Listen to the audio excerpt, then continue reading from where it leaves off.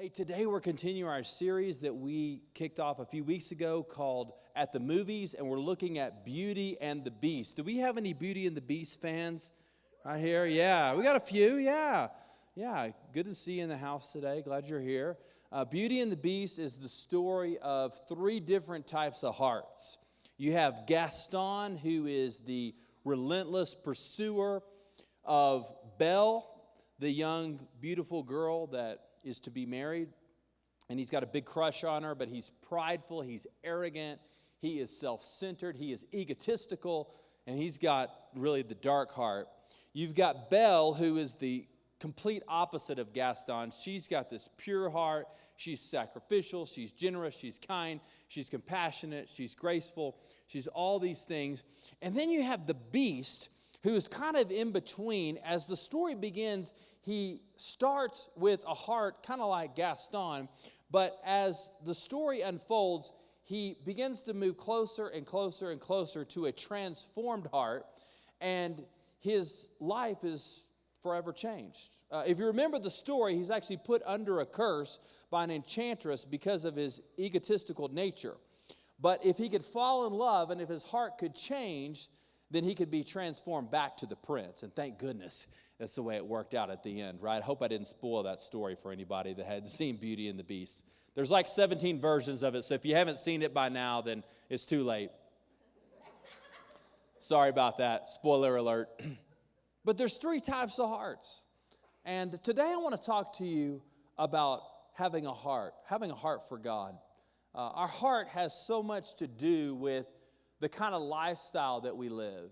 And the heart really intersects every avenue of life. The decisions that we make, the homes that we establish, the businesses that we build, the lifestyles that we enjoy, all center and emanate from the heart, because the heart is the core of our being. It's really who we are when nobody else is looking. The heart is seen and through our own worldview and through our own way that we view the world. Every arena of life intersects with what's going on in the heart. And the question is, well, how can I tell where my heart is? Jesus began to talk to the Pharisees one afternoon, the Jewish religious establishment, and they were talking with the disciples one day, and they were asking Jesus some questions, and Jesus was answering the questions, and he makes a comment in Matthew chapter 15 that's not specifically about the whole chapter, but he kind of bumps up against something that's really profound and amazing. And this is what Jesus said in Matthew 15:18. But the things that come out of a person's mouth come from the heart, and these defile them. Notice the correlation there between heart and between mouth. Because a lot of times we think that the things that we say are just related to our mouth or our words. You know, if I say something that's inappropriate, I have a mouth problem. But Jesus says if there's things that come out of your mouth that don't honor God, that's a heart problem. And that the heart is overflowed into the mouth. Another translation says, out of the overflow of the heart, the mouth speaks. So whatever is in here inevitably has to go somewhere, and it's going to pour out here. Well, we're taught to edit our speech. We're taught to be more cautious about what we say. Maybe you said to your spouse, I can't believe you said that, or maybe you said that to yourself before. Gosh, I really kind of said too much. I shouldn't have said it that way, or maybe I should be more tactful or more gracious, or I should hold back a little bit when I say that. We have been taught culturally to edit our speech, but really what the Scripture is saying is that our speech comes from the heart. And what we need is to edit our heart more than we need to edit our mouth, because if our heart is changed, then what comes out of the mouth will be forever changed. Are you with me today, church? Yeah. We need heart change, not just mouth change. It's kind of like I went to the doctor recently, and they did one of those blood tests, and the results came back, and the doctor was talking to me, and she said, hey, overall your levels look pretty good, but you're a little high here and you're a little low here. And, they have all those different little chart of all your stuff. And she said, if you'll eat more of this and if you'll eat less of this and if you'll do this, then these levels will change and they'll get just a little bit better and all that. And I was a little frustrated that I didn't get like a perfect report, but it was still pretty good, and I guess that's all right. But the problem was not the blood. The problem was the body, right? And the blood just reflected what was going on in here, because that's what the blood does, right? The mouth reflects the heart. We don't have a mouth problem, we got a heart problem. So we got to look within and say, what is going on in the heart if what's coming out is not what we want to be said? The words I speak reflect my heart, is what the Bible says. And if you look at Psalm 19, the psalmist echoes what Jesus said in Psalm 19:14. May these words of my mouth and this meditation of my heart be pleasing in your sight, Lord, my rock and my redeemer. Do you see the correlation? Mouth and heart. Heart and mouth. When the heart is right, then the things that come out of the mouth are edifying, they are pleasant, they are encouraging, they are positive, they are Christ-centered, they are focused on the things of God. And so the psalmist is reiterating really what Jesus said many years later. When I say certain things, it's not a mouth problem or a mind problem, it's a heart problem. So we have to look at ourselves and we got to say, man, what's going on with the mouth? If you're dating somebody, one of the greatest things you can do is listen to what that person is saying. And just listen for the heart. Listen to, because if you're thinking about getting married to somebody, you're going to get committed and you're going to spend forever with somebody, you need to know that their heart is in the right place. So just listen. Just listen. What's coming out? Is it that? Or is it something that's pleasant? Something that's godly, something that's right. Listen to our own selves talk, I think, is a good thing. Sometimes it's easy to point out what everybody else is supposed to be doing, but sometimes we got to look at ourselves. Listen to our own words and say, God, what's going on with me? What's coming out of my mouth? Out of the overflow of the heart, the mouth speaks. So whatever's in here is going to pour forth here. It's got to go somewhere. It's got to go somewhere. So how can we get away from it? Well, look at verse 19. Jesus continues, for out of the heart comes evil thoughts, murder, adultery, sexual immorality, theft, false testimony, and slander. So Jesus gives some specific examples. He says, now let me just explain this a little bit more, guys. He says, evil thoughts start in the heart. Okay? If you got evil thoughts, oh man, I can't wait to see that guy suffer. Comes from the heart. Comes from the heart. Oh, I love it, man, when he struggles. That's awesome. Whew, feels great. Evil intentions comes from the heart. Murder, he says, comes from the heart.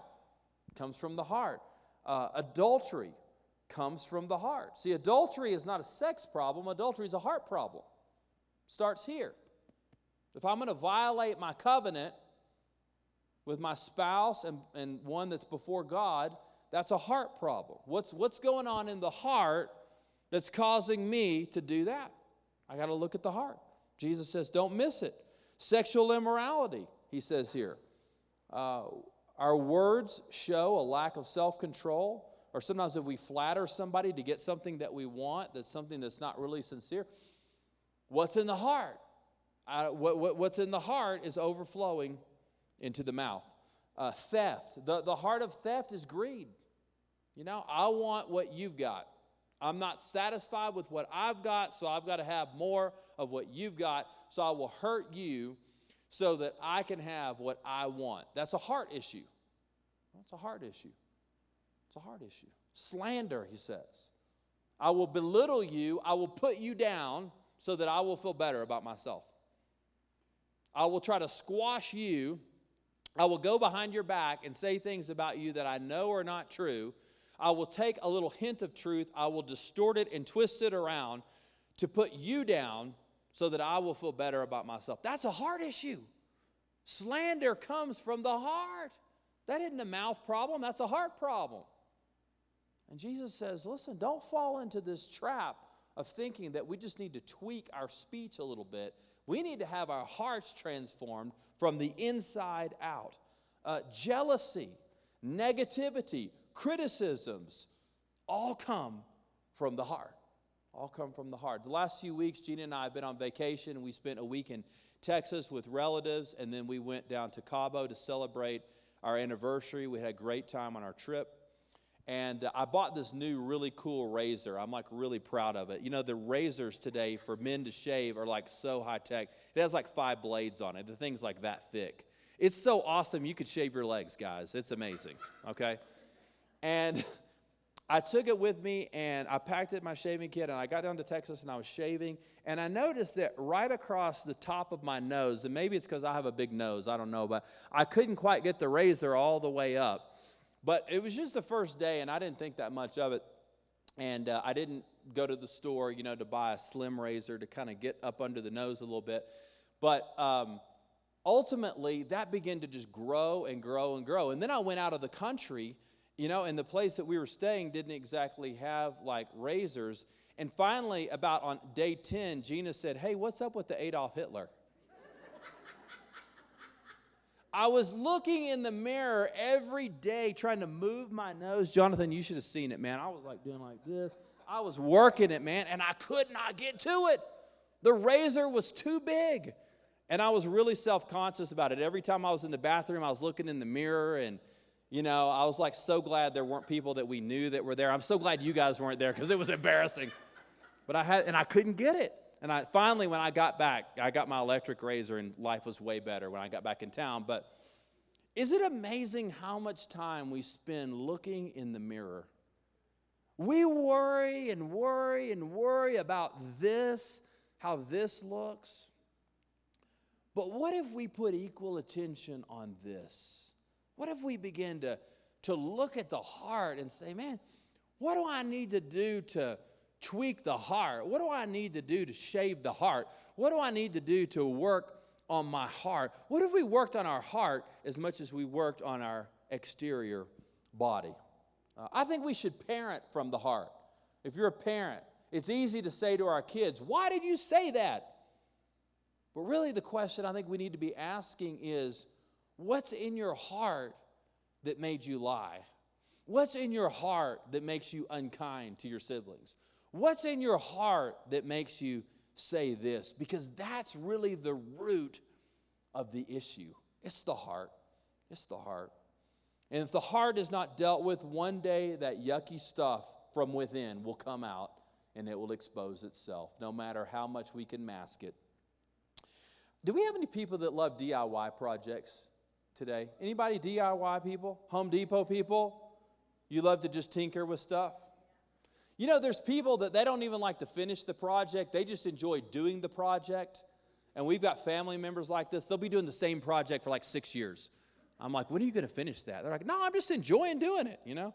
I'm like, that doesn't drive you crazy that it takes up your garage? You know, come on. DIY projects. DIY projects, unfortunately, can go bad. They can go south if you don't know what you're doing. I have forever given up on DIY projects. At our home, a couple of homes ago, we poured a patio, and I decided to do this myself. I had the patio poured with the big pillars that I had picked out. I had them delivered at the house. By the way, I've never built anything in my entire life. I have absolutely no idea what I'm doing. And I put the pillars in random places. And after I got the pillars established in the concrete, I realized I was in over my head. And so I called a guy and I said, man, I need you to come build my patio. And he came out. He goes, Ryan, this is a mess. He said, what have you done? You know, and I was like, I really don't know. You know, that's the problem. He said, well, I'm going to have to chop half of the poles down. And I was like, okay. So he chopped the poles down, and because they were poured in the concrete, I had big holes. I bought these huge pipes. They're like this big, like 3 times bigger than you need. And there were holes all throughout the concrete. And so Gina and I were trying to sell the house a couple of years later, and we're like, what are we going to do to fill the holes up? And we filled them up with rocks, and that didn't work right. And so then we bought some potted plants. And I'm telling you, we had the most beautiful potted plants strategically located all throughout the back patio. Those new owners had no idea what they had bought. It was awesome. But sometimes a DIY project can go south, can it? Maybe you've done this. Maybe you tried to install a double light switch before in your house. And maybe it looks something like this. I'm telling you, that takes some creativity, man. Just take one and screw it on top of the other, right? You have the fan and the light. Okay, it can work there. Maybe you've done some other DIY projects. Maybe you built a porch and a patio, but you forgot the front door, right? Maybe this guy just ran out of money. That was the problem, right? He got the first part done, but anyway. My favorite is the toilet notch door. Something tells me that is not up to code. The door's too close to the toilet, and so let's just cut a little slit in the door. See, some of you thought your husband was terrible around the house. Look at this. This could be like this. There's also the ill-placed faucet, the faucet on top of the electrical outlet. You've got to realize that at some point, that water coming out of that faucet's going straight down into that electrical outlet. That's a problem. Well, sometimes temporary fixes are not permanent fixes. And sometimes we're always looking for that quick fix. But what we need is not a quick fix. We need a heart change. We need God to do a revolution in our heart. We don't need a little DIY project. We don't need to just stop saying this little phrase or to stop saying this. We need God to do something great within us that is lasting, that is powerful, that is permanent, and is done correctly. And God is in the business of changing hearts. Amen? Isn't that great? I was talking with somebody the other day that was struggling with their faith. They were thinking about becoming a Christian, but they weren't quite to that point. I want to tell you one of the greatest reasons why people should follow Christ. And if you're not a Christian today, we're glad you're here today. Let me tell you why I think you ought to follow Jesus. Because we all have deep, dark stuff in our heart, and we need to be transformed, and we need God to help us. Is that the truth? That should be one of the greatest evidences, one of the greatest reasons why we need the Lord. We need God, because we look inside and go, whoa, I need some help. I need the Lord to help me. We need God. We need Him. Why do I need a pure heart? You know, you may be thinking like, Pastor, I like my heart the way it is. It's been this way a long time. Why should I change? Why should I put forth the effort to change my heart? I like having an impure heart. Let me give you a couple of reasons. One is because an impure heart, a heart that is contaminated will spread. Do you know that? Infections spread, don't they? You don't ever have an infection on your body that just stays infected, but it doesn't go anywhere. No, it just starts growing. When you have sin in your heart, it grows and it spreads. You know, my dad did some really terrible things to our family. My parents were divorced when I was 18 years old. I had to work through the process of forgiving my dad.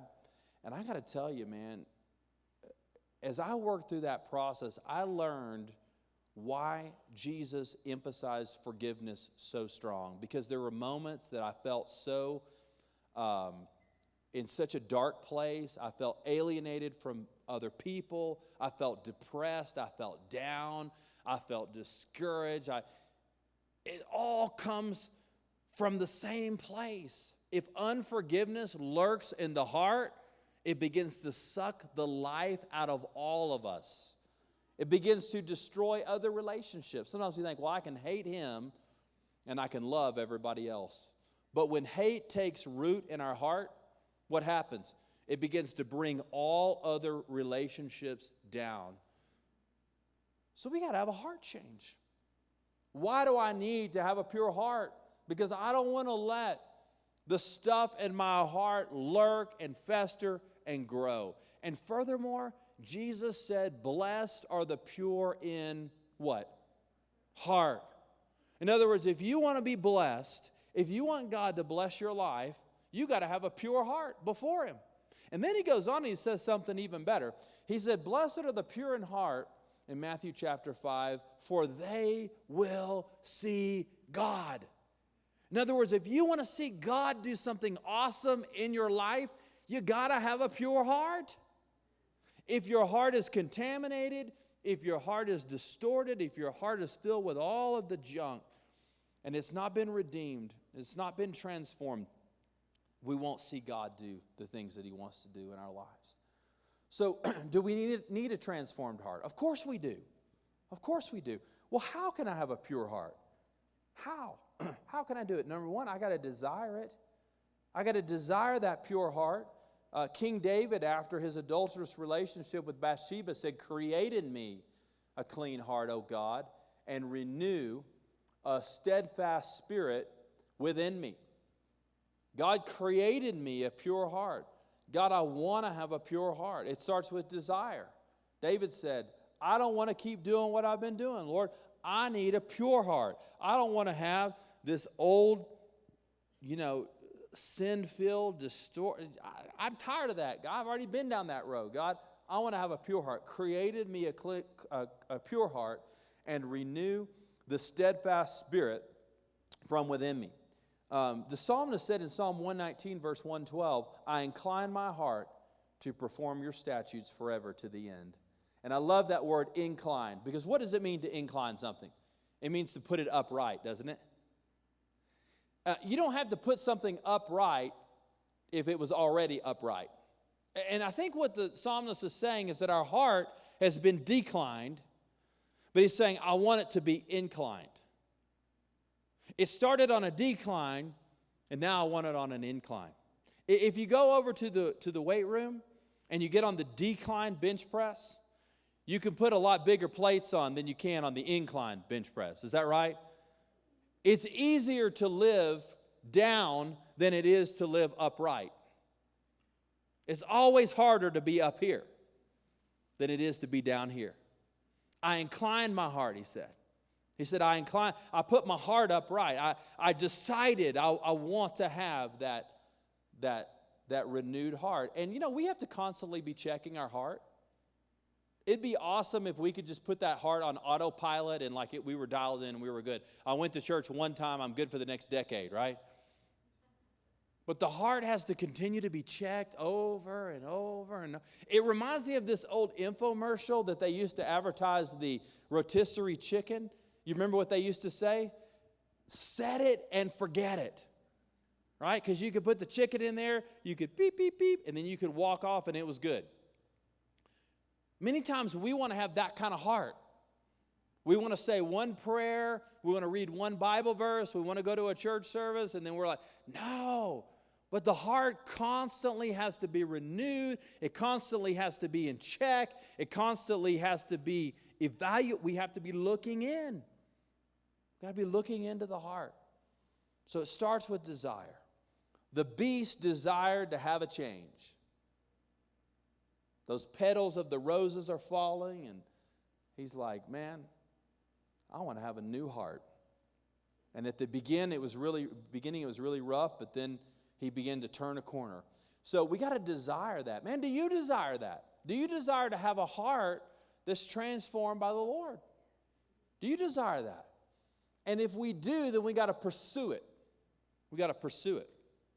Sometimes people think, well, if God will give me a generous spirit, then I won't be greedy. If God would just kind of come over me and compel me to be kind to others, then I would do it. It doesn't work that way. What we need to be doing is looking into our heart and saying, you know what, I'm struggling a little bit with jealousy, so what am I going to do?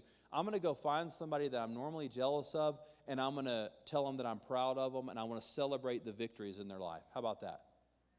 That begins to change, doesn't it? Now, people will say they're angry, and people will say they're prideful.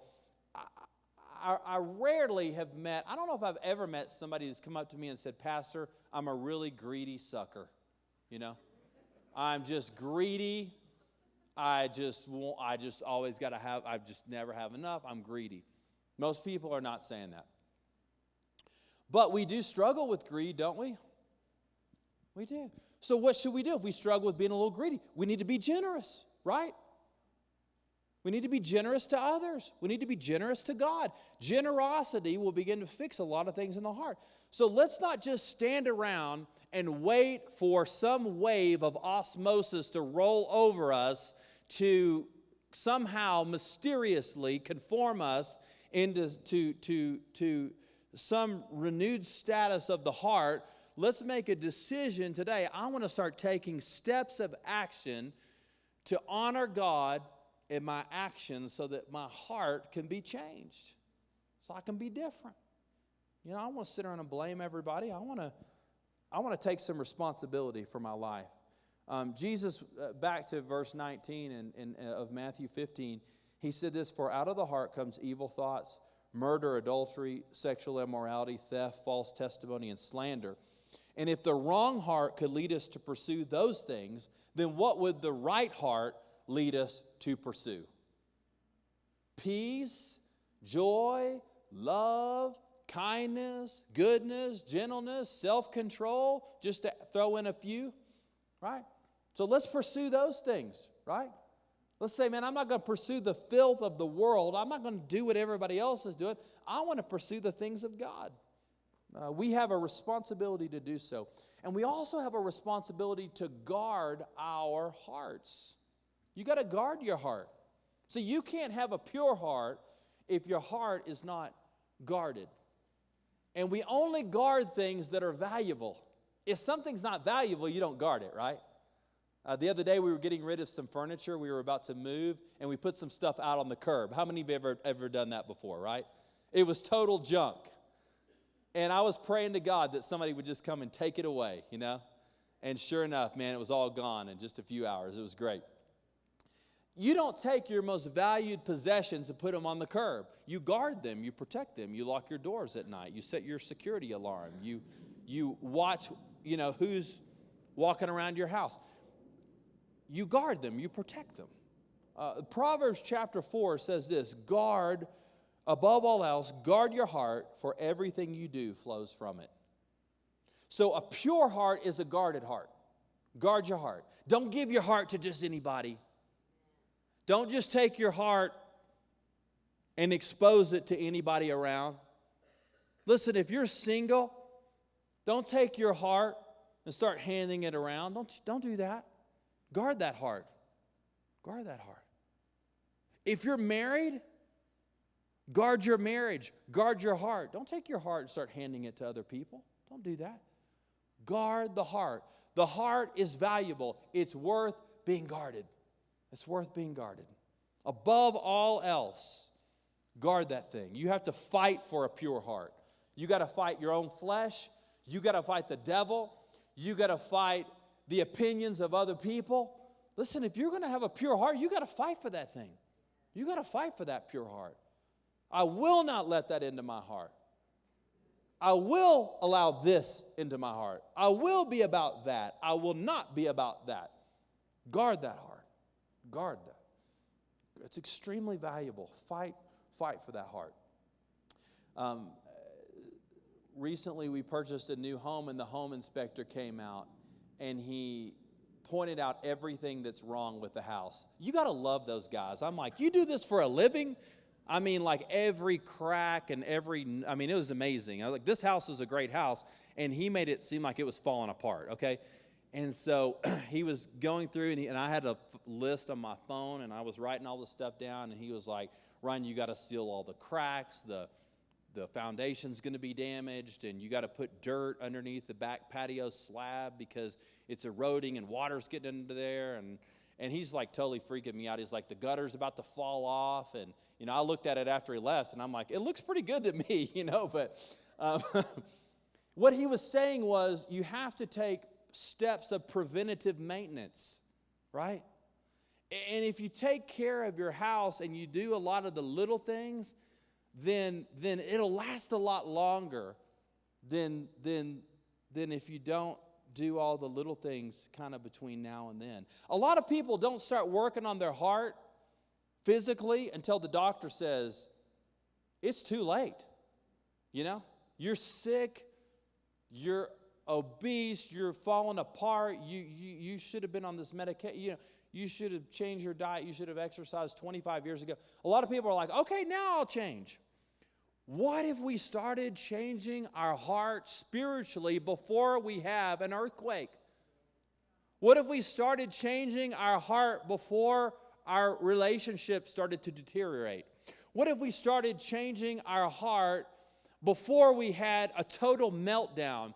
What if we began to do a little preventative maintenance on what needed to be done? I think this is why Solomon, the wisest man who ever lived, wrote in Proverbs chapter 4, above all else, guard the heart. Now, Solomon was a wise dude. People traveled from nations all around just to come and listen to Solomon pontificate. I mean, this dude was profound. He was wise about business. He was wise about economics. He was wise about family. He was wise about leadership. He was wise about just any topic. The Proverbs has all his writings. It's amazing. But he said, above all that, guard your heart. Guard that thing. Protect that thing. Watch over that thing. Don't let anything creep into it unexpectedly, because a lot of times the things that can damage the heart the most are the least detected. And they will come in and take root and grow and grow and grow. Another translation of Proverbs 23 says, it is the wellspring of life. The wellspring of life. A couple years ago, we went over to Steamboat Springs. That's a cool place, isn't it? Anybody been to Steamboat? That's an awesome place, isn't it? And so they have the hot springs that are really fun to go tour. And in downtown, they have like that little water park with the big slides and the aquatic wall and all that, the pools and all that. It's just fun. It's a fun place. Go hang out there. It's a lot of fun. But it's fed by natural spring. Can you imagine what would happen to the water park and the town if the spring dried up? Or what would happen, furthermore, if the spring was contaminated, God forbid? What would that? Everything would die. I want to submit to you this. When our heart is not with God and where it needs to be, it begins to not only hurt us, but it begins to affect other people too. That's why, above all else, we should guard our hearts. Do we want to have the heart of Gaston? Or do we want to have the heart of the beast? One who is bent on being self-indulgent and prideful, and the other that is committed to being transformed by the power of Jesus Christ.